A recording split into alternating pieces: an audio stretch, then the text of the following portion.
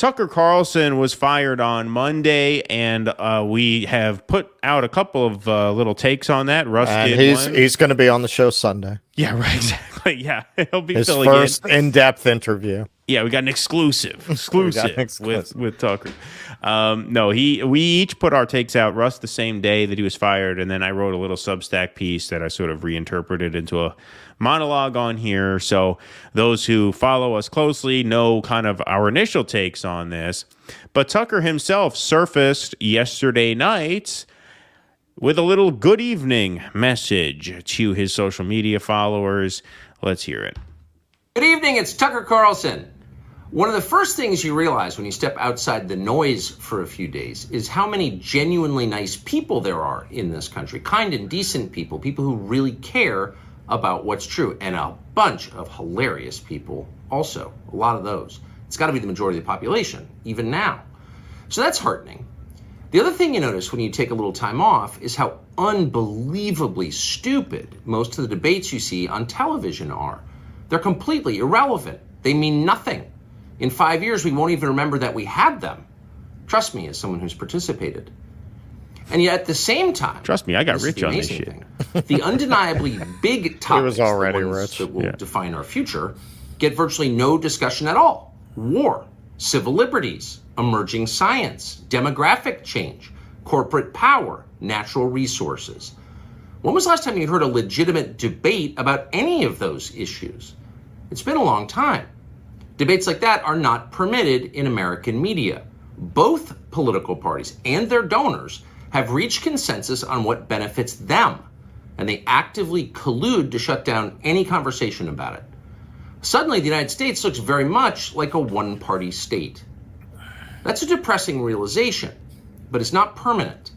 Our current orthodoxies won't last. They're brain dead. Nobody actually believes them. Hardly anyone's life is improved by them. This moment is too inherently ridiculous to continue, and so it won't. The people in charge know this. That's why they're hysterical and aggressive. They're afraid. They've given up persuasion. They're resorting to force. But it won't work. When honest people say what's true, calmly and without embarrassment, they become powerful. At the same time, the liars who've been trying to silence them shrink, and they become weaker. That's the iron law of the universe. True things prevail.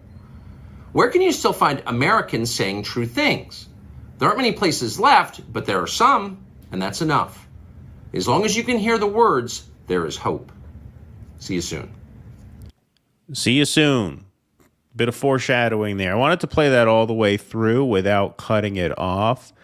But he says a couple things there. And look, we could speculate all night where is he going to go next? Is he going to go to Rumble? Is he going to go to one of these bigger outlets like, a Daily Wire type thing? He already has his Daily Caller thing, which is, I mean, it's an RT. outlet. Yeah, but it's yeah, right. Yeah. RT. Right. I mean, his Daily Caller platform, I mean, yeah, it's his, but it's kind of too small for him. He's already outgrown that, and much in the same way that he's outgrown Fox even, and that's kind of what you get a sense of him talking there when he talks about how the orthodoxies that represent the sort of two combating schools of thought here in mainstream discourse are brain dead. They're actually believed by very few people. That was a version of the point that I made in my article, which is that the reason guys like Tucker had zeitgeist shows is the same reason why like Joe Rogan has a zeitgeist show, is because he's unpredictable and his ideas don't always conform to one of the two versions of what we think of as political sides, going toe to toe. That's why people hung on his word. That's why when Joe Rogan endorsed Bernie, it was news because we didn't see it coming. He was a guy who could have just as easily endorsed Trump. Right? Like, he could have gone either way. And so when guys who could go either way, when they choose one way over the other, it catches people's eyes. It makes people think, okay, what made them do that? I'm not only interested in what they say, I'm interested in why they say it, because they have a thought process that doesn't conform to black versus white interpretations of the issues of the day. So that's what made Tucker interesting. I thought he hinted at that a little bit in that monologue, and then obviously some veiled shots at Fox News, right? Truth will prevail. The implication there is that they had problems with what he was saying, and which makes sense because he did stick out. Like, he didn't really fit in. I mean, he fit in the sense that he's more right wing than left wing, obviously. But beyond that, I mean, you know, if you put him in a lineup with Brian Kilmeade, Sean Hannity, Laura Ingraham, Greg Gutfeld, right, all their other sort of marquee stars, you know, he sticks out like a sore thumb. He's just of a different kind than they are. Well, watching that monologue, you know, my first response was, "Where's the lie?" Right? It's Tucker Carlson. You know, the people who are inclined to make him out to be the Antichrist. I mean, where's the lie? That was a more honest 2-minute assessment of where we are than anything that you're going to see on the cable stations now that he's off, and that's what made him compelling. I've been seeing a lot of people wrestling with what they think about him since he got fired. You know, people on the left or ostensible left or left adjacent kind of trying to frame it. One theme I keep seeing come up that I do have to agree with is that he is not the same guy that he was 20 years ago. Like, is this Tucker Carlson, the weenie with the bow tie that Jon Stewart humiliated? No. His views have evolved. And he also did undergo a major shift when he lost most of his advertisers, probably not coincidentally. He probably felt a little liberated for that. How many of the people who pushed Iraq apologized? He apologized. He actually came out and apologized for that. I can't think of any other pundit who has apologized for the position that they took on Iraq. At best, they'll say, look, based on the information that I had, right. He just straight out talked about it in terms of having media brain and having been brainwashed himself into thinking a certain way. Sure, yeah, I don't agree with everything he says. Do you have to? Like, do you have to? Do you have to agree with everything that somebody says in order to give them props? Because that guy was going on TV at a moment that is at least as censorious as the McCarthy era, and basically going on and saying the equivalent of, why don't we make peace with Russia? As a conservative. Right. Well, also, like, what is the difference whether you like the person or not? Like, I don't really understand the obsession with evaluating everybody's character and making that the end-all, be-all in terms of what their function in society is. Like, I don't particularly care if he's a good person or not. Right. I mean, there were issues that we disagreed with him on. We didn't play a clip of him talking about this, but we expressed strong disagreement with him. I know I did when we did the Brandon Johnson Chicago looting story last week. Like, and he covered that in a predictable way. Right. I got no problem calling him out for that stuff. Of course not. I mean, why not? Of course not. Well, that's it. You need to be a fanboy of people. Right. Like, that doesn't affect my judgment of his Ukraine coverage at all. Like, who cares? Right. Like, what's the problem here? It's the same thing where, like, and we will get into the AOC stuff in a moment, but, like, people get hung up on, well, was AOC an op from the beginning, or did she go in with good intentions and sell out? I really don't care. When she went in there, she was protesting inside Nancy Pelosi's office, and now she's doing sit-downs with Jen Psaki. Like, what her character arc was, I guess it's interesting from a curiosity perspective, if you're interested in the personal stories of political leaders and things like that. But what Caitlin Johnston, in my opinion, she said it best. She's like, it does not matter what is in a politician's heart or mind. It just doesn't matter. All that matters is what they do. They're there to do things. They're there to vote. They're there to lead or not lead. And how they are performing is all that matters. You could drive yourself crazy about what their intentions were versus what they are, but ultimately, who gives a fuck? Yeah, and Tucker, I mean, I do understand why the libs rejoiced, because they're dumb as dog shit. They're just stupid people. These people on The View. You know, a point that this is very interesting, a point that conservatives always make because The View drives them crazy, is in what way are the people who represent the conservatives on The View conservative? In what way are they conservative? And it's revealing because it's not culture. They're not allowed to disagree with them on culture. And this is why the conservatives say, how are they conservative? It's economics. That's acceptable. It's acceptable for them to go on and not want to raise the minimum wage for the poor. It's acceptable for them to go on and want to cut Medicaid and Medicare. That's acceptable. But cultural differences, that's not acceptable. They're in lockstep on The View on that when they bring on these conservative voices. So they were all that footage has made the rounds a lot. They did a whole nah hey goodbye when Tucker left. Right. Are you an idiot? Like right. The only thing holding him back was his contract with Fox.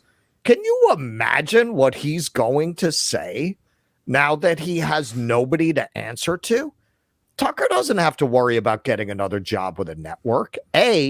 He could make a fortune just striking out on his own if he cares about that. And B, he's an heir to a fortune. He never needed the money. Right. He was born rich. He's going to kid. stay that way. Yeah.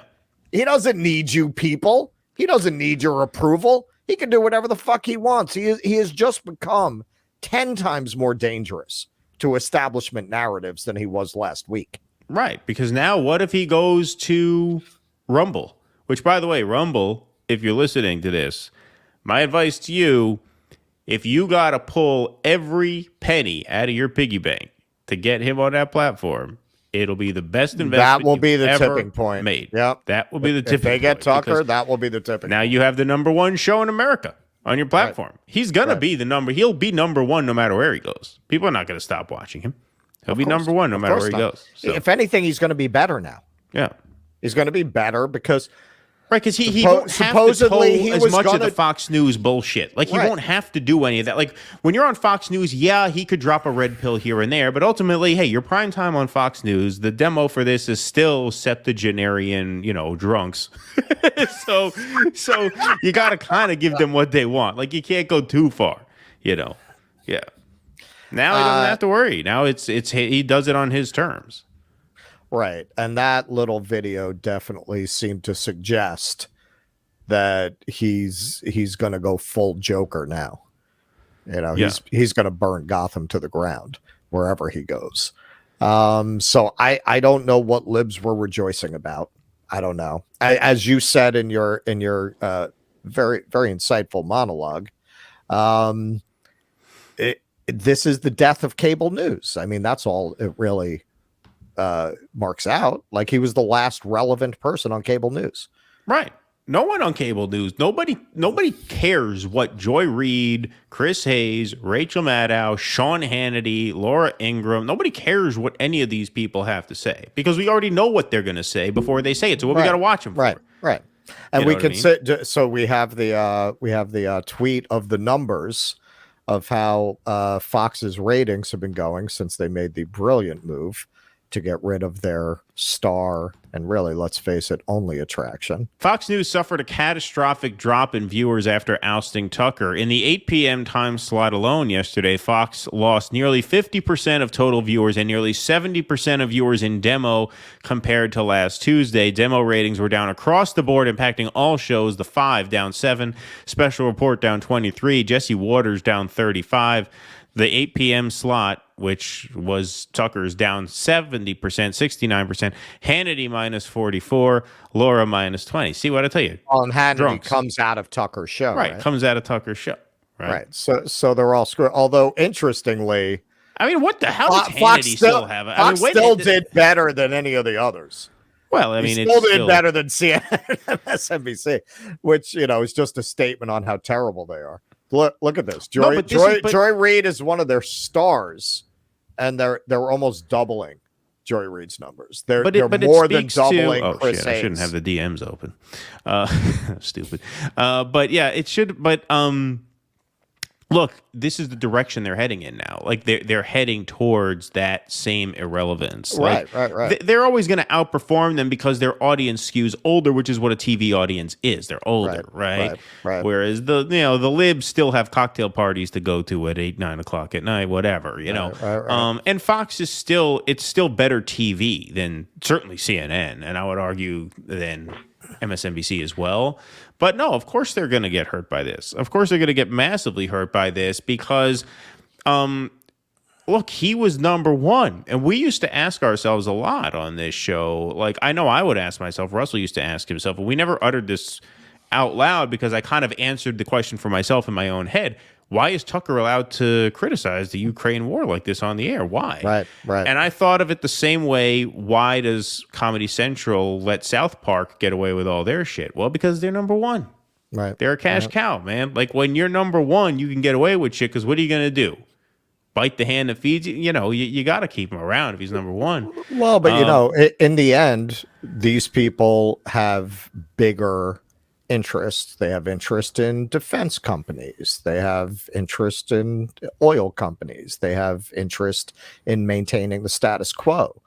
You're seeing a lot of misguided commentary that's comparing this to them getting rid of Glenn Beck and Bill O'Reilly. This is not the same thing. Glenn Beck went up there and did a Wolfman routine. He did the crazy drooling guy with the board and the yarn and the pins, and it was entertaining the way, if you put a camera in a padded cell, it would be entertaining. It was entertaining in that way. And then Bill O'Reilly just did the culture war stuff that would appeal to the old drunks. Yeah, and another thing, I went to Sylvia's and I was surprised nobody ordered the motherfucking iced tea. That was one of the best. I think it was Larry Wilmore who did that on the Comedy Central. Like he followed that up by going to Sylvia's going, I would like the motherfucking iced tea. I'll have a large motherfucking iced tea. You don't have motherfucking iced tea.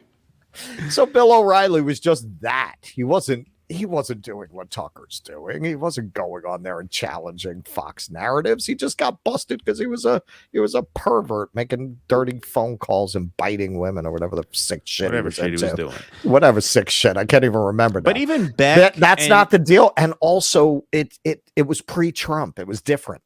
Yeah, it was a different time. Yeah, it was lower stakes. There were fewer eyes on you. You could much more argue that the network was bigger than those hosts, but you can't make that case today with this host.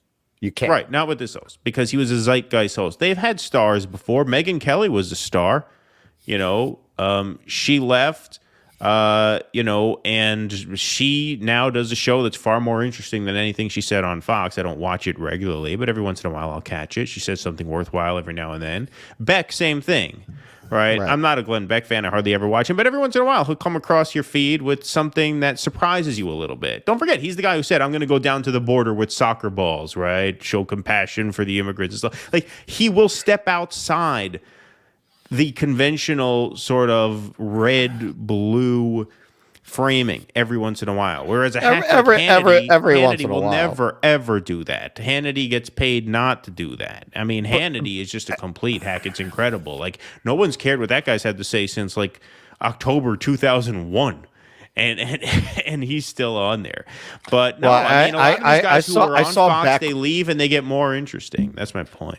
I saw Beck once do a whole thing analyzing the architecture of Rockefeller Center for its communist symbols. And as a tour guide who's very, very knowledgeable about what those statues it's like mean, the opposite. Of course, Jesus Christ. They literally have Atlas. They have Atlas there. You have Prometheus, the ultimate symbol of capitalist endeavor and technology of that period. They were very much taking these classical models to celebrate capitalism and its achievements. That's what the whole complex is about. What the fuck are you talking about? That was his whole show. But Tucker's not a clown like that. Tucker actually had a point of view that was so compelling more Democrats watched him than watched their beloved Rachel Maddow. Right. He is a far more dangerous man outside Fox than he was inside Fox. So I don't know what the liberals are celebrating. They should have prayed that Fox kept him on the air. Please clap.